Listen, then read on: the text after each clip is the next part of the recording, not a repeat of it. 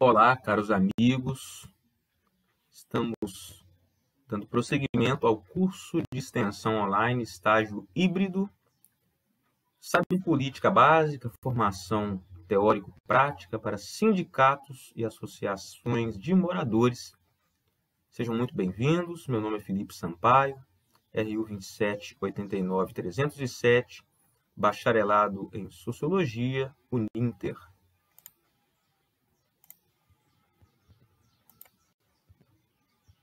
Nosso tema, a sociedade civil organizada no contexto de um mundo líquido, o papel das associações de moradores e dos sindicatos. Minicurso 3, parte 1. Bom, o que é sociedade civil? Nós vamos refletir sobre essa temática, primeiramente vendo uma entrevista, com a professora Ilse Scherer Warren, da Federal de Santa Catarina. Esse vídeo está disponível no YouTube. Agora nós vamos aqui iniciar para vocês este vídeo. Em seguida, faremos as reflexões.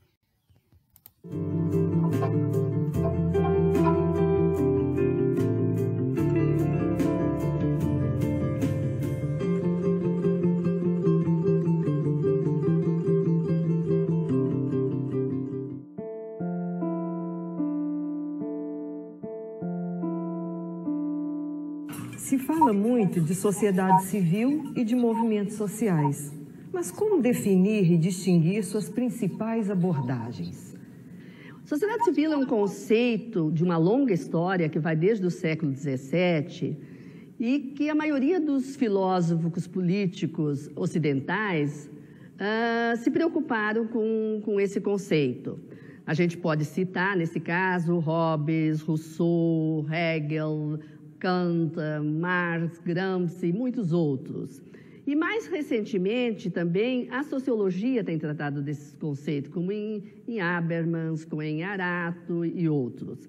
Mas é uma história com bastante divergências. E eu vou tentar colocar, então, de forma muito rápida, um pouco esse caminho que ela percorreu. No século XVII e XVIII, para a doutrina justnaturalista, a sociedade civil se distinguia do que era considerado a sociedade natural. E, por isso, ela era considerada como uma construção humana de uma sociedade civilizada e política. E, nesse momento, a gente tem como um autor de referência importante Locke, para o qual, de fato, a sociedade civil, ela era que vinha trazer um contraste à sociedade natural. E é interessante porque essa concepção de uma sociedade civil como uma sociedade civilizada, ela ainda perdura, em certo sentido, até hoje, às vezes como um mito até, porque se considera que a sociedade civil, muitas vezes se considera, que ela é sempre virtuosa. E não é verdade, ela é repleta de conflitos, de contradições e de interesses diversificados. Le mot d'ordre à l'époque, c'était paix au Vietnam, autrement dit, arrêter le massacre. Un petit peuple agressé par un géant et qu'il fallait sauver. L'idée qu'il pouvait gagner n'a progressé que plus tard. Parce que FLN vaincra, c'était un slogan gauchiste, finalement. Faut pas l'oublier. Et on n'imaginait pas que le Vietnam puisse être pour les Américains ce que l'Indochine avait été pour nous. Je suis allé en Indochine à 18 ans. Et puis je suis rentré en France. Bom, já na filosofia política do século XVIII e XIX, a gente tem a sociedade civil como uma regulamentação civilizatória. Nesse caso, para Rousseau, a sociedade civil não era ainda a sociedade política, porque a sociedade política precisaria de um contato social. Para Hegel, ela é uma regulamentação ética entre a família e o Estado. Daí, já chegando no século XIX e também no início do século XX, a sociedade civil também tem um papel regulador, mas numa direção determinada. Dessa forma, para Smith, por exemplo, ela faz a regulação do mercado, enquanto para Marx, a sociedade civil, ela faz ela é a estrutura jurídica e política da sociedade burguesa, isso, claro, se referindo à sociedade capitalista, né? Já quando a gente chega no século XX, a sociedade civil também vai ser considerada pelo seu papel na cultura política, isso principalmente em Gramsci, onde ela tem um papel na hegemonia e na democratização da sociedade. Tocqueville também é um autor importante desse momento e também enfatiza o papel da sociedade civil na democratização da sociedade. E, para ele, as associações civis têm um papel fundamental nessa trajetória. Já na segunda metade do século XX, e também do século XXI, a sociedade civil passa a ser considerada e vista a partir de uma relação tripartite: Estado, mercado e sociedade civil. Então, um autor muito referenciado é Habermas, né, que considera racionalidades diferentes nessas diferentes esferas. O mercado e o Estado possuem uma racionalidade instrumental, no caso do Estado em relação ao poder, e do mercado aos interesses econômicos, e a sociedade civil já tem uma racionalidade comunicativa, e ela é uma regulamentação, é a sociedade civil que vai regulamentar o Estado a partir do mundo da vida. No Brasil, esse conceito penetrou bastante também, e nós temos alguns autores de referência importante nisso, como Leonardo da Vinci, Sérgio Costa, Alice Vieira e outros. Então, agora eu vou passar para o segundo ponto, que são as abordagens dos movimentos sociais. A noção de movimento social também é uma noção antiga, mas, de fato, ela começou a ser tratada mais teoricamente apenas a partir do século XX. E nós vamos aqui mencionar algumas das abordagens mais recorrentes, tanto na sociologia como nos próprios movimentos sociais. Seja a teoria marxista, teoria dos novos movimentos sociais, teoria das mobilizações de recurso, teoria das redes de movimento e os estudos pós-coloniais. Então, na abordagem marxista, talvez seja a mais conhecida, né? Os movimentos sociais, ou melhor dito, para o marxismo, as classes sociais, se define pelo lugar estratégico e pela consciência num modo de produção. No caso do capitalismo proletário, pela oposição a um outro ator nesse modo de produção, que no caso seria a burguesia, e com um projeto ou uma proposta de mudança social, que nesse caso seria a mudança da sociedade capitalista para a sociedade socialista.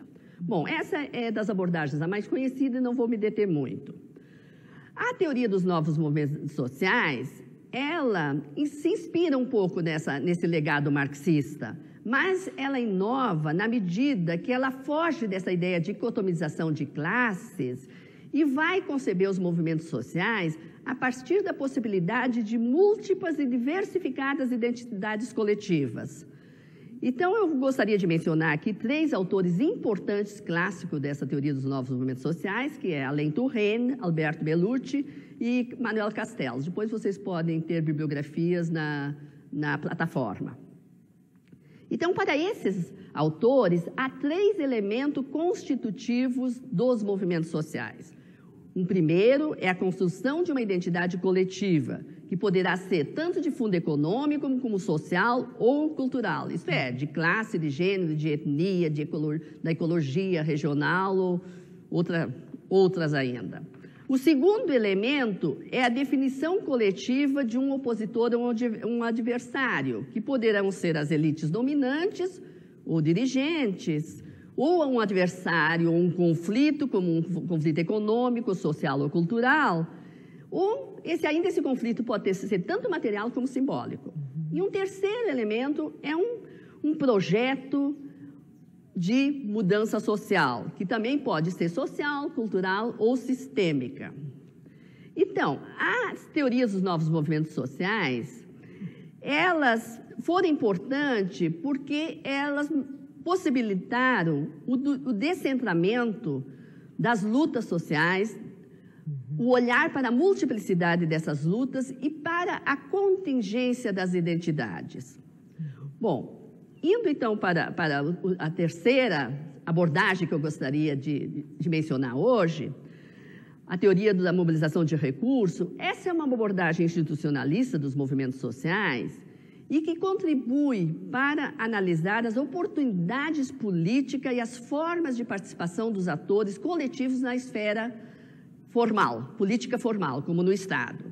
Então, ela, de fato, ela vai tentar ver a relação entre sociedade e Estado, onde encontra-se o jogo e a relação entre, por um lado, investimentos com os recursos humanos, simbólicos e materiais, e, por outro lado, ganhos para os movimentos, como ganhos políticos, materiais ou simbólicos, e pode ser compreendida através de teorias diversas, como a da escolha racional ou do individualismo metodológico. O importante é que essas duas teorias, mais recentemente, elas vieram dialogar mais profundamente entre si, principalmente a partir de uma perspectiva de análise das redes sociais. Mas o que eu vou tentar mostrar a seguir no curso é que essas teorias, apesar de todos os seus méritos, talvez elas deixaram, ao abandonar bastante a questão da análise da desigualdade social, elas deixaram de desvendar o desejo emancipatório dos sujeitos historicamente discriminados na América Latina. E é em busca desses sujeitos que eu vou, nas próximas aulas, tentar analisar outras abordagens que me parece que dariam mais conta a essa perspectiva. Acho que todo cidadão ou cidadã deve ter possibilidades de felicidades do tamanho de um super Maracanã.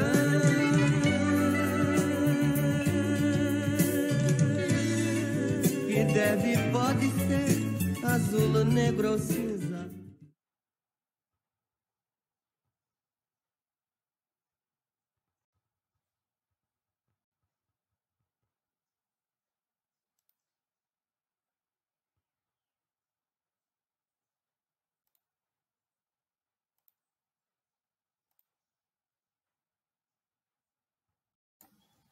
Bom, aqui então nós vamos destacar alguns tópicos principais na abordagem, né, realizada por Ilse Scherer Warren.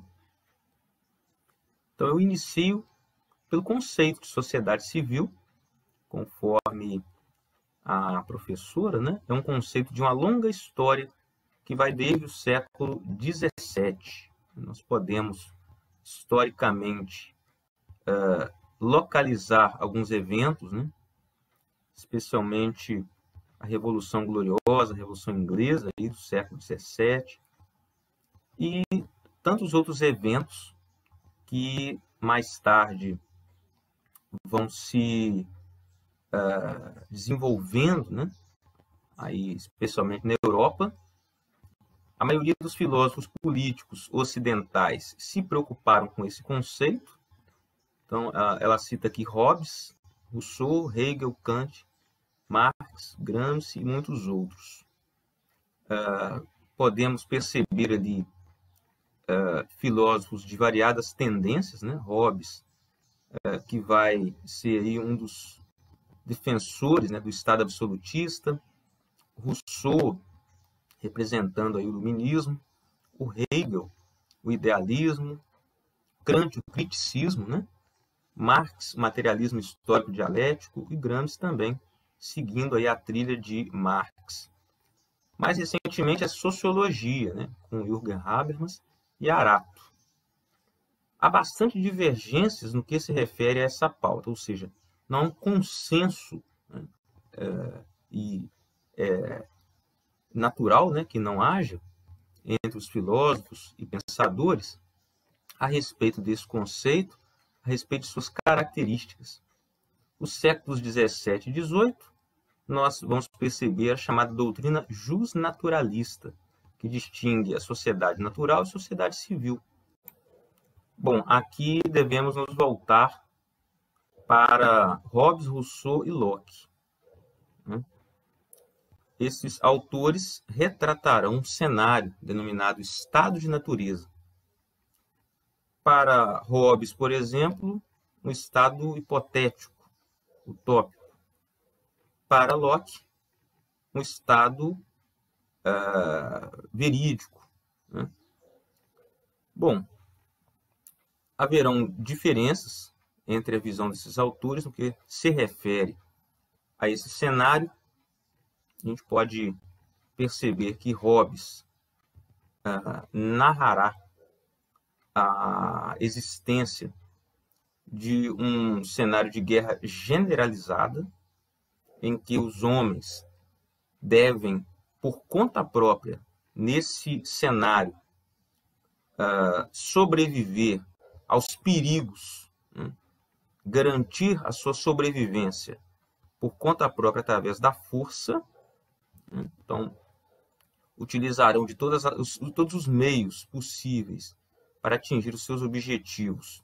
E a sua segurança ela se dará por conta própria, sem a existência de um soberano, de um Estado centralizado que ordene esse estado de caos e possa evitar o risco permanente que esses mesmos indivíduos correm, né, neste cenário. Então, o autor aqui vai nos mostrar a necessidade da vigência desse estado denominado Leviatã, né?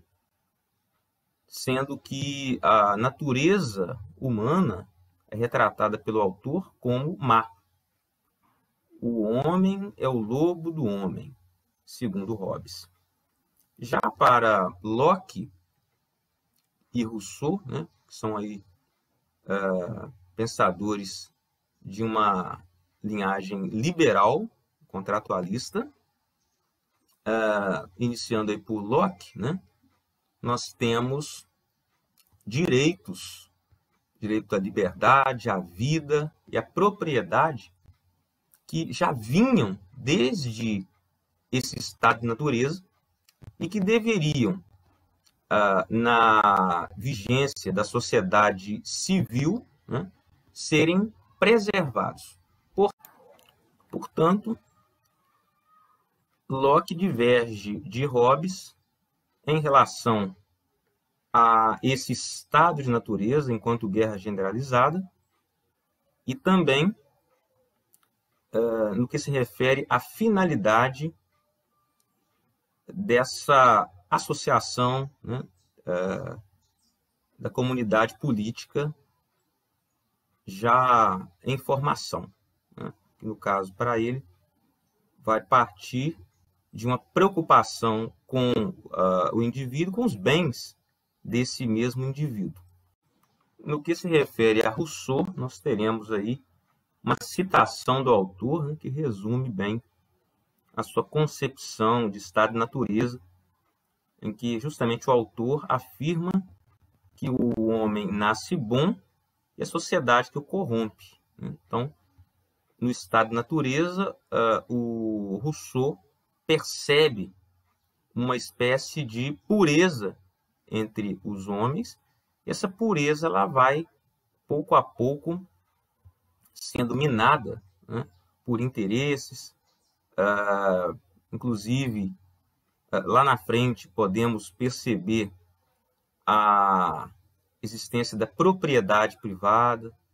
Então, essas questões, o meio, né, a qual esses homens vão vivendo, a trajetória que vai impondo a eles novas situações e também obstáculos, vai justificando a existência de um contrato, né, um contrato social que, a partir de uma vontade geral, irá converter a liberdade natural em liberdade civil.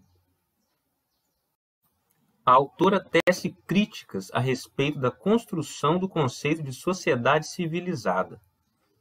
O mito de uma sociedade virtuosa, entre aspas, na realidade é repleta de conflitos. Então, aqui, nós podemos identificar, por exemplo,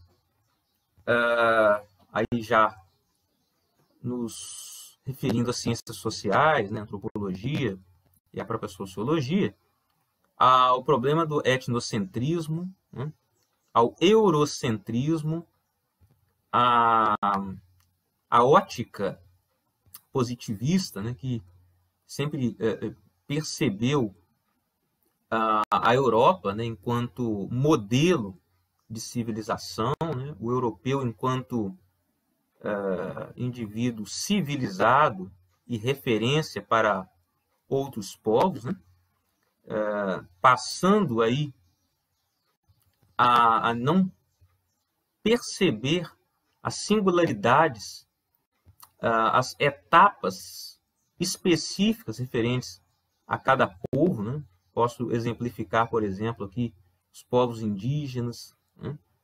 E as sociedades consideradas sociedades simples, né? Em relação às chamadas sociedades complexas. Então, a autora ela vai nos advertir a respeito dessa questão, né? Bom, filosofia política, séculos XVIII e XIX, sociedade civil como regulamentação civilizatória. Exemplo, a sociedade civil não era ainda sociedade política. Precisaria de um contrato social, que nós podemos contextualizar, né, com a Revolução Francesa e também com a Revolução Industrial, né? Aqui podemos perceber a influência contratualista de Rousseau, né? Dessa consolidação de uma sociedade civil, né?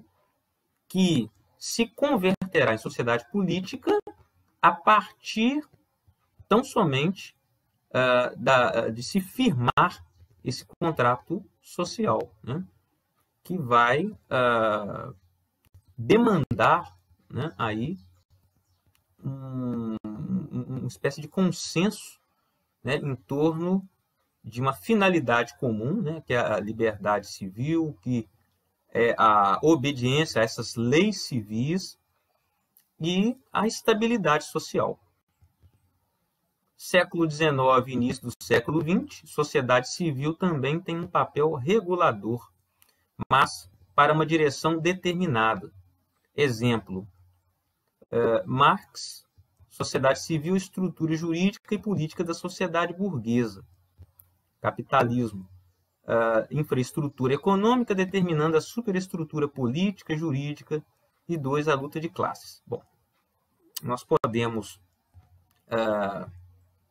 perceber que Marx não coloca em suas obras uma teoria do Estado, né? O Estado para Marx é, na verdade, a tradução, né, da vontade da classe burguesa sobre as demais classes que estão sujeitas, né, aos interesses dessa classe dominante, no caso aí o proletariado. Então, a ideia de Estado em Marx é uma ideia negativa, né? É uma ideia negativa do Estado. A partir da própria revolução, né, e consolidação do socialismo, né, nós vamos perceber uma existência temporária do Estado que, pouco a pouco, vai sendo extinta, né, com o fim, né, o seu desfecho aí com o comunismo. A luta de classes, que nós já falamos, né, em outros vídeos, que vai ser aí a afirmativa de Marx e Engels em relação à dinâmica, né, o motor aí da história no decorrer dos processos de transformação nos modos de produção e no desenvolvimento das forças produtivas, né? Enfatizando que no capitalismo também nós observaremos, né, a centralização, o monopólio dos meios de produção, né, nas mãos da burguesia. Então, isso também vai agravando, né, essa luta de classe. Também aí com o emprego da mais-valia, dentre outros recursos aí utilizados por essa classe dominante. No século XX, sociedade civil, influência na cultura política, hegemonia cultural e dominação ideológica, aparelhos de hegemonia. Então, aqui nós temos as contribuições do Gramsci, né? Seguindo aí essa trilha, né, de Marx, aparelhos de hegemonia, serão justamente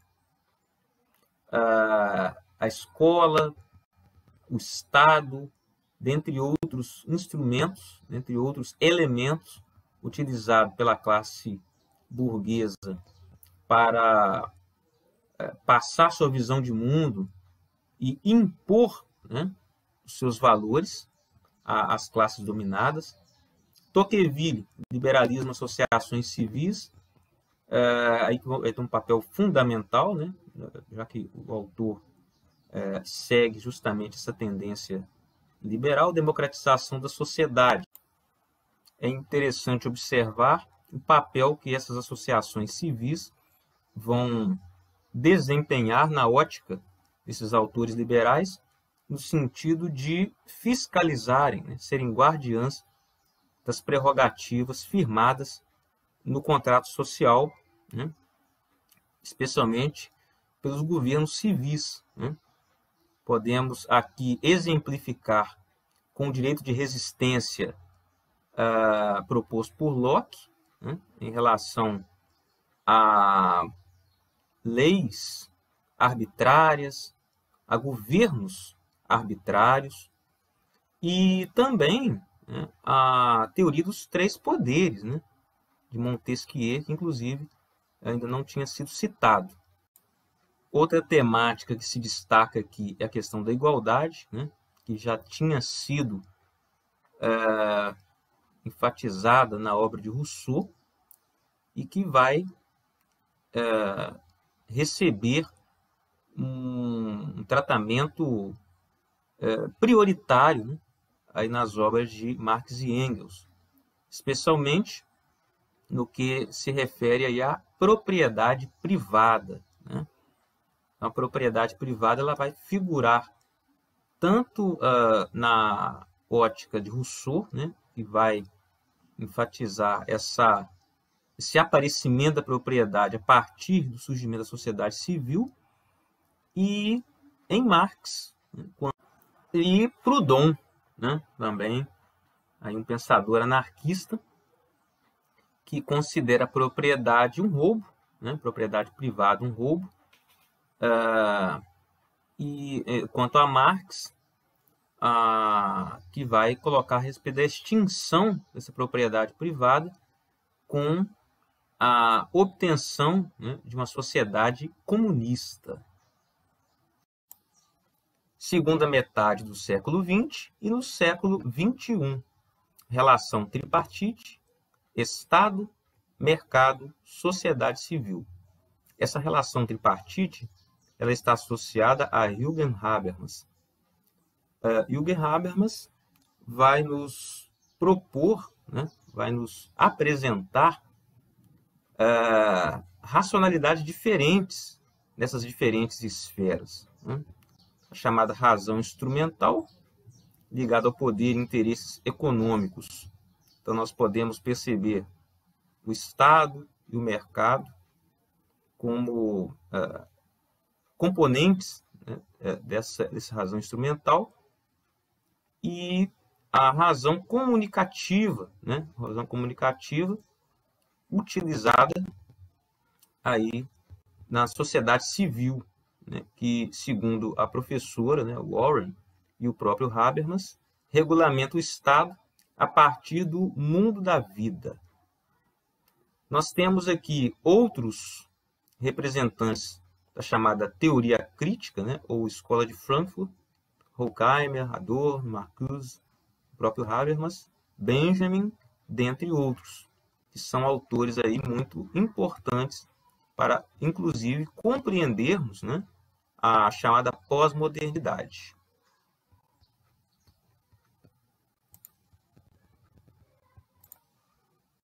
Aqui, Zygmunt Bauman, né, nós vamos destacar a sua obra Em Busca da Política, de 1999. O título desse vídeo, né, diz respeito, então, a Bauman. Então, nós vamos aí aprofundarmos um pouquinho em algumas de suas concepções. Bauman nos diz o seguinte: a questão da liberdade na nossa parte do mundo está concluída e descontando correções menores, aqui e acolá, resolvida da melhor maneira possível. Não sentimos necessidade, de novo, salvo irritações menores e fortuitas, de ir para as ruas protestar e exigir maior liberdade do que já temos ou achamos ter. Tendemos a crer que pouco podemos mudar sozinhos, em grupo ou juntos, na maneira como as coisas ocorrem ou são produzidas no mundo. E acreditamos também que, se pudéssemos mudar alguma coisa, seria inútil e até irracional pensar num mundo diferente do que existe e aplicar os músculos em fazê-lo surgir por acharmos que é melhor do que este aqui. O grupo de parentesco, a comunidade tradicional, fechada e isolada, os laços e obrigações sociais fundados na afetividade e na tradição, a religião, dentre outros, foram, de certa forma, derretidos pelo progresso moderno. Bom, a partir da citação de Bauman, podemos observar que a busca por ideais acabou se perdendo no tempo, neste mundo líquido. E acabamos, de certo modo, trancafiados em nossas concepções ou nossas ilusões de uma liberdade que já foi consolidada, né, de uma democracia que, na mentalidade de uma parcela, não precisa mais ser resguardada. Portanto, cria-se uma ideia de impotência diante dos fatos, diante das problemáticas, diante da eficácia do voto, diante também da representação e do papel, né, dos movimentos sociais, da participação nesses movimentos, criando assim uma paralisia em relação ao ativismo, às mobilizações e, como desfecho, o esvaziamento da esfera pública e mesmo das interações virtuais no que diz respeito aos processos políticos. Bom, agora nós vamos iniciar uma nova sessão, né, aí do nosso curso, Direito de Associação, artigo 5º da Constituição Federal de 88, minicurso 3, parte 2.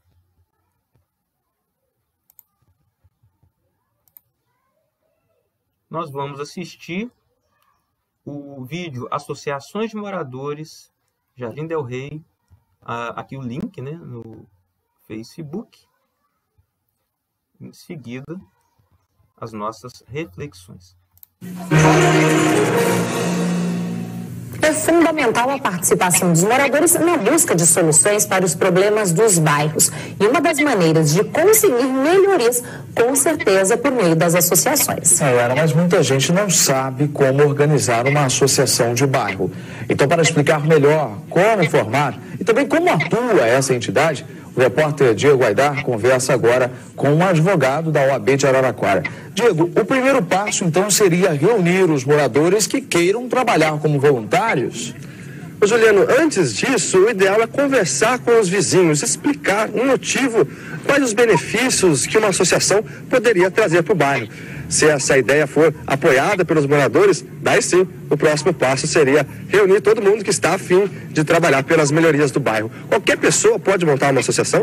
Justamente, qualquer cidadão, desde que maior é capaz, esteja interessado no bem-estar da sua coletividade, do seu bairro, ele pode montar sim uma associação. E como fazer? Como montar uma associação de bairro?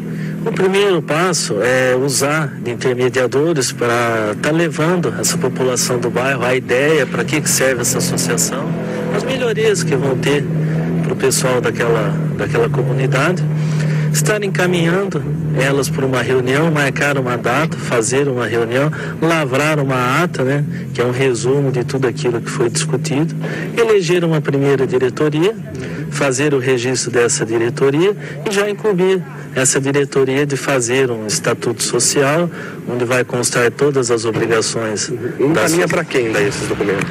Sim, uma vez lavrados esses documentos, será registrado no cartório de registro, e uma vez feitos esses registros, também já poderá ser dada entrada no CNPJ dessa associação sem fins lucrativos, para poder estar pleiteando já junto aos poderes públicos, empresas privadas, verbas para começar as atividades. Quem pode participar da diretoria? Quem podem ser os funcionários da associação? Em regra, todos podem participar. Desde que não tenha algum impedimento da lei civil, ele pode estar participando. A legislação prevê que aos diretores não se tem remuneração. Aos funcionários serão regidos pela legislação trabalhista normal, terão suas remunerações, até poderão ser moradores da comunidade, mas não vão se confundir com os diretores da associação. A gente volta a conversar daqui a pouco. Antes disso, você vai ver exemplos de associações que conseguiram unir os moradores e conquistaram muito para os bairros. Asfalto e linhas de ônibus foram as primeiras conquistas deste bairro na periferia de Araraquara. A Associação de Moradores foi formada há mais de 10 anos, mas o trabalho teve interrupções. Em dezembro, ela foi reorganizada e novas vitórias foram obtidas. Nós já começamos o ano com um curso de pedreiro, né, em parceria com a prefeitura. A gente está tendo aula de karatê, conseguimos fazer 2 festas já, né, festa junina, festa do milho, conseguimos envolver toda a comunidade. As novas reivindicações já estão formalizadas junto à prefeitura e devem entrar no orçamento do ano que vem. A construção de um centro de lazer nesta área e um novo posto de saúde. A sede já está quase concluída. Aqui serão realizados cursos e encontros. A maior obra da associação é o reforço da autoestima do bairro. O pessoal começa a ver com outros olhos, né? A ver que ele tem poder, né? Para poder decidir as coisas. A gente consegue chegar até os secretários, até o prefeito, né? Com a união dos moradores, né? A gente conseguiu unir vários segmentos. É time de futebol, é igreja, é posto de saúde. Todo mundo está unido dentro da associação. Então dá mais força, né? Mais peso para a gente conquistar as coisas e melhorar a região. Do outro lado da cidade, em um bairro de classe média, esta associação colhe os resultados de 34 anos de trabalho. A SABSA, Sociedade Amigos do Bairro Santa Angelina, cresceu junto com a vizinhança. Aqui eram chácaras, né? Não tinha assim muitas coisas que a gente poderia contar com o bairro. Não tinha asfalto, não tinha nada. Então, com a SABSA, isso foi progredindo e continua progredindo, cada dia mais. A sociedade é mantida com a contribuição de moradores do bairro.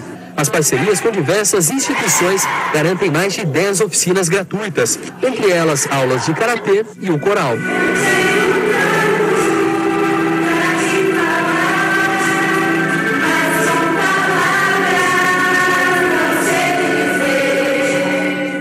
O novo espaço está sendo construído com recursos próprios para dar continuidade à formação. Com ensino profissionalizante, certo? Até 18 anos é o que a gente pretende atender as crianças todas para não ficarem no bairro. Então as crianças ficam de 6 a 14, quando terminam essa etapa, eles não têm para onde ir. Então nós queremos que eles continuem aqui para não ficar na rua. Além de ser um local de convivência, de aprendizado, a instituição sempre manteve a vocação de intermediar os moradores com o poder público. E através das SABs a gente faz reivindicações para a prefeitura, para os órgãos competentes, né? Tanto do trânsito, melhoria no ônibus. Então a SABs seria um porta-voz, um canal de comunicação com a prefeitura. A Secretaria de Obras e Serviços Públicos de Araraquara informou que já está programado um recapeamento das principais ruas e avenidas do bairro Santa Angelina ainda para este ano. Já a CTA, responsável pelo transporte coletivo, disse que nos próximos 15 dias vai readequar a linha centro-bairro, o sentido centro-bairro da linha Jardim Paiol, para conseguir atender o posto de saúde e também o centro de educação e recreação, também do Jardim Santa Angelina. A gente volta a conversar com o advogado Tiago agora. Como a gente viu na reportagem, as associações elas conseguem várias melhorias para os bairros. Como que elas podem fazer essa reivindicação para o poder público? Uma vez com a sua representatividade regulamentada, ela pode estar se direcionando ao poder público. Por ser uma pessoa jurídica, ela tem legitimidade para fazer os seus pleitos. Principalmente aqui na cidade de Araraquara, tem um trabalho muito bom da prefeitura, que trabalha com os bairros, leva as demandas desses bairros, e a associação pode ter um papel fundamental, está intermediando as necessidades do bairro para com a prefeitura. Dependendo do problema, ela procura um órgão específico, né? Como que ela vai saber fazer essa diferença? Isso, justamente, nós vamos ter as assembleias ordinárias, aquelas comuns que a legislação civil prevê. Como todo e qualquer problema que tiver no bairro, ela pode reunir extraordinariamente, colher aquela demanda e estar encaminhando para o órgão público. Por órgão responsável, né, no caso. Não adianta pedir uma coisa, uma melhoria, sendo que o responsável não é aquele. Precisa ter isso bem em mente definido, né? Isso, com certeza, né? A população tem que estar consciente dos seus direitos, mas tem também o dever de saber para quem está pleiteando. Muito obrigado.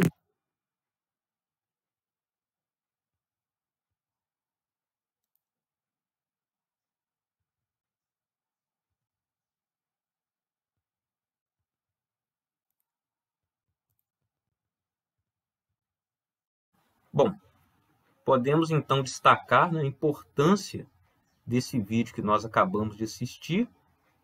Considero um serviço de utilidade pública, né, dada as informações passadas tanto para as associações que estão atuando, como também tem papel fundamental ao surgimento de novas associações de moradores, né? Nós podemos perceber todos os benefícios que foram colhidos a partir da mobilização desses moradores, a partir do encaminhamento, né, dessas demandas aos poderes públicos, aos intercâmbios que foram realizados, né, com outros entes aí da sociedade civil, né? Então, fica como um referencial também aí para novas ações, novas mobilizações em torno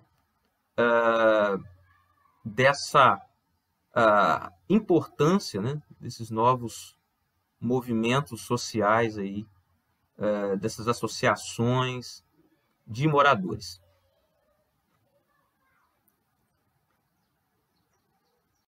Bom, agora a ideia é buscarmos na própria Constituição Federal de 88 as bases, né, que respaldam as associações de moradores e a atuação dos demais movimentos sociais na busca por transformações, por alterações, né, aí na realidade vivenciada pelos agentes sociais. Eu começo pelo artigo 5º, né, Todos são iguais perante a lei, sem distinção de qualquer natureza, garantindo-se aos brasileiros e aos estrangeiros residentes do país a inviolabilidade do direito à vida, a liberdade, a igualdade, a segurança e a propriedade nos termos seguintes. Mais adiante, né, aí eu pego alguns princípios associados à pauta, né? É plena a liberdade de associação para fins lícitos, vedada a de caráter paramilitar, a criação de associações e, na forma da lei, a de cooperativas, independem de autorização, sendo vedada a interferência estatal em seu funcionamento.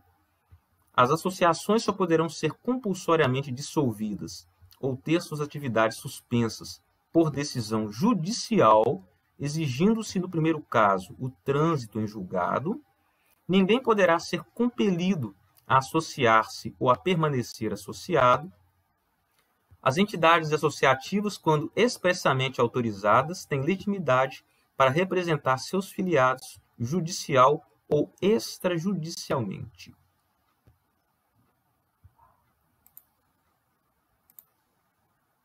No Código Civil, capítulo 2, Associações, artigos 53 a 61, encontraremos. Artigo 53. Constituem-se as associações pela união de pessoas que se organizem para fins não econômicos. Parágrafo único. Não há, entre os associados, direitos e obrigações recíprocos. Artigo 54. Sob pena de nulidade, o Estatuto das Associações conterá a denominação, os fins e a sede da associação, os requisitos para admissão, demissão e exclusão dos associados, os direitos e deveres dos associados, as fontes de recursos para a sua manutenção, o modo de constituição e de funcionamento dos órgãos deliberativos, o modo de constituição e funcionamento dos órgãos deliberativos e administrativos, as condições para alteração das disposições estatutárias e para a dissolução, a forma de gestão administrativa e de aprovação das respectivas contas. E aqui também eu tenho a Lei 12.965, de 23 de abril de 2014, lei conhecida como Marco Civil da Internet. Então, nós temos aqui o artigo 1º, né? Esta lei estabelece princípios, garantias, direitos e deveres para o uso da internet no Brasil e determina diretrizes para a atuação da União, dos Estados, do Distrito Federal e dos municípios em relação à matéria. Portanto, essa lei, né, ela será útil aí no entendimento, especialmente do cyberativismo, né, e das atividades que nós já iniciamos, né, o aprofundamento no decorrer desses vídeos. O artigo 2º. A disciplina do uso da internet no Brasil tem como fundamento o respeito à liberdade de expressão, bem como o reconhecimento da escala mundial da rede, os direitos humanos, o desenvolvimento da personalidade e o exercício da cidadania em meios digitais, a pluralidade e a diversidade, a abertura e a colaboração, a livre iniciativa, a livre concorrência e a defesa do consumidor e a finalidade social da rede. Aqui eu vou pegar especialmente o início, né, do artigo 3º, então somente para nós não alongarmos muito. O artigo 3º, a disciplina do uso da internet no Brasil tem os seguintes princípios: garantia da liberdade de expressão, comunicação e manifestação de pensamento nos termos da Constituição Federal, proteção da privacidade, proteção dos dados pessoais na forma da lei, preservação e garantia da neutralidade de rede, preservação da estabilidade, segurança e funcionalidade da rede, por meio de medidas técnicas compatíveis com os padrões internacionais e pelo estímulo ao uso de boas práticas. Então, aqui vai prosseguir, né, os princípios aí que respaldarão essa questão. Um vídeo criado pela Riot explica o marco civil da internet. Então, nós vamos assisti-lo. Cerca de 105 milhões de pessoas têm acesso à internet no Brasil. Isso é pouco mais da metade da população brasileira. Até hoje, essa galera toda não tinha uma lei específica para definir seus direitos e deveres na grande rede. Juridicamente, é como se a internet fosse uma terra de ninguém, um território nebuloso. Foi para resolver esse problema que surgiu o Marco Civil da Internet. Mas o que é o Marco Civil?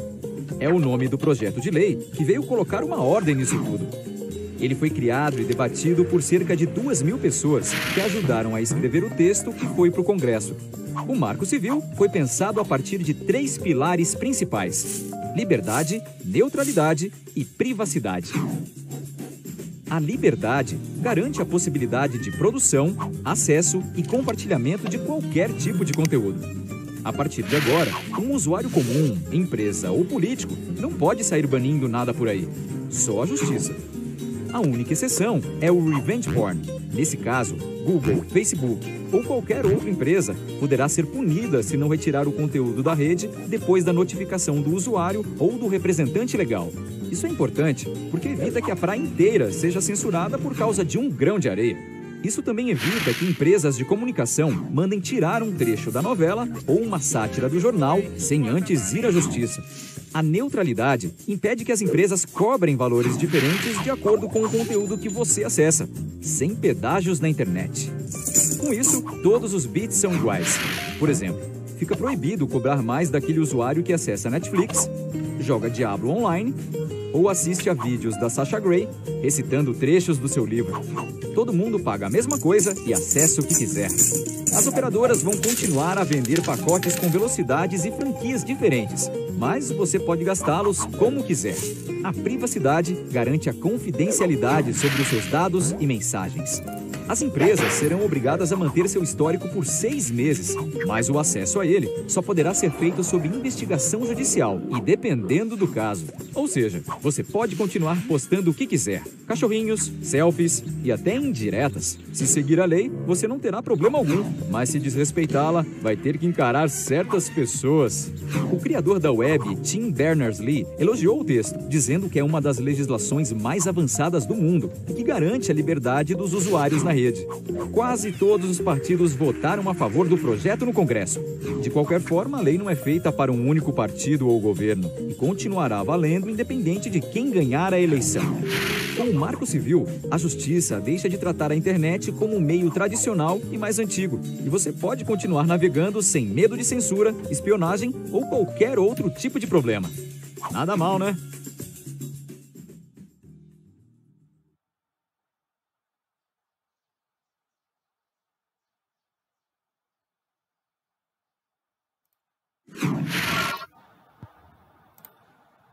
Bom, então aqui eu deixo as fontes, né, que me baseei para a gravação deste vídeo.